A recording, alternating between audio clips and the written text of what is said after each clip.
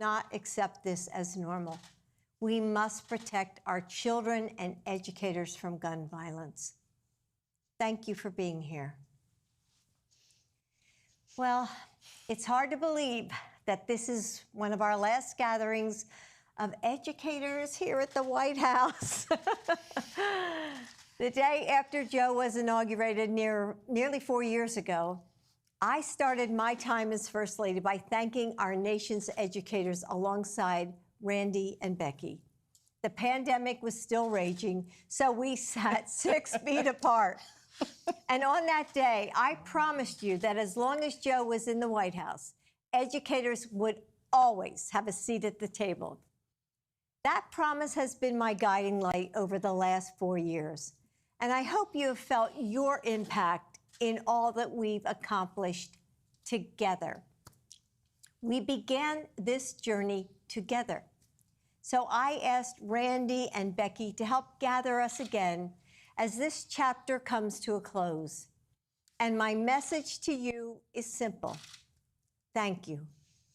Over the last 4 years, we've built an even stronger education system in this country. And it took all of us, because policies don't work unless we implement them in our classrooms. And our schools don't transform lives without educators who are dedicated to this calling. So thank you. Thank you for opening your hearts and your classrooms to me all across the country, for joining me for the first ever Teachers of the Year state dinner here at the White House, which I loved. Awesome. For coming together during the last election, using your teacher voice to organize and get out the vote. And I know that you will continue to push our nation forward in a way that only teachers can, making sure that our students are front and center. And Joe and I will be there with you every step of the way. Most of all, I want to thank you for devoting your lives to our nation's students through the good days and the tough ones, through setbacks and breakthroughs, through careful lesson plans and all the surprises that we could never plan for. Being your First Lady has been the honor of my life, but being your colleague has been the work of my life. Last Thursday, I taught my last class of the semester and my final class ever at Northern Virginia Community College. I will always love this profession, which is why I continue to teach full-time while serving as your First Lady. And I couldn't have done it without the love and support of fellow educators. At every turn, you have stood by my side, lifted my spirits, and helped me remember that we're in this together. And I will always be grateful to those who lead us forward. Becky, thank you for being a bold champion of students and educators, and for encouraging them to become change makers too. You helped us set our sights on a brighter future and show us how to fight for every inch of progress. Randy, you are a force, and you use your power to lift up educators so that we can lift up our students. You remind us that we are not alone and that we are unstoppable when we act together. Joe and I are so grateful to both of you and all of the educators that you represent. And now I'll turn it over to Randy. Randy. So, first and foremost, and this is on a day that tragedy happened in Madison, the people whose lives lost their memories are blessings. And it makes us recommit ourselves to what educators do every single day, which is to try to create a safe environment. And frankly, Dr. Biden, you and your husband did that for the country. From the beginning of your tenure here, the sense of we can get out of COVID, we can start anew, we can recreate America. And I remember that first day that you had Becky Yeah. and you had us at the White House, and sent a message to teachers about how important their role was in the nurturing of young people. And from that day, well, before that day, you've done this, but from that day forward, as First Lady, you set a standard of compassion and nurturing and prodding in a very direct yet friendly way and determined way that we had to lift all souls and we had to lift our kids and we had to do that all together. So there's a lot of other things I can say, but it's going to be well more than 2 minutes. So I just really wanted to say, on behalf of our 1.8 million members, thank you for everything you have done and for everything your husband has done. Thank you. It's number one.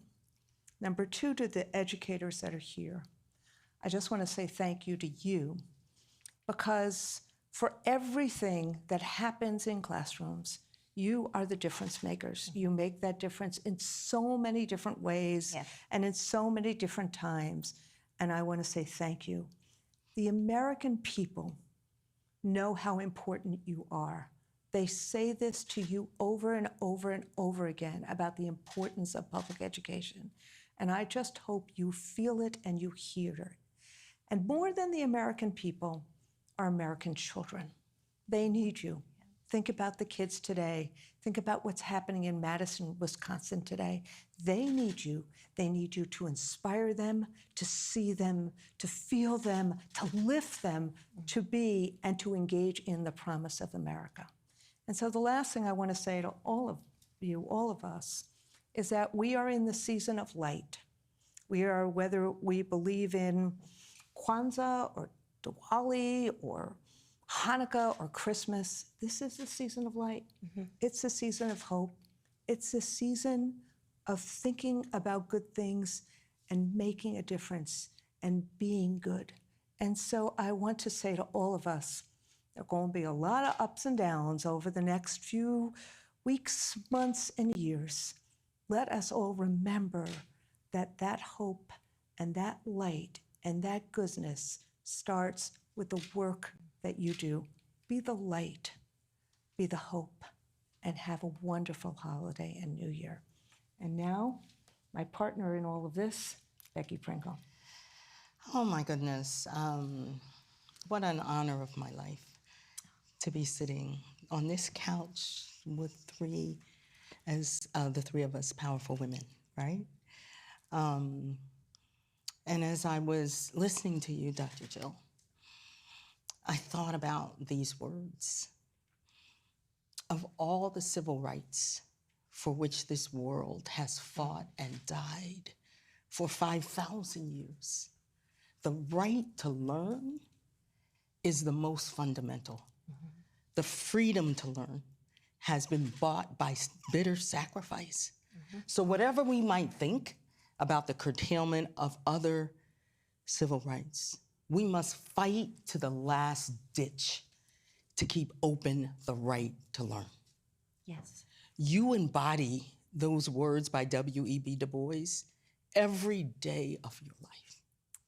There are not words that could capture the level of gratitude that the 3 million members of the National Education Association and the millions of members of the American Federation of Teachers feel in this moment.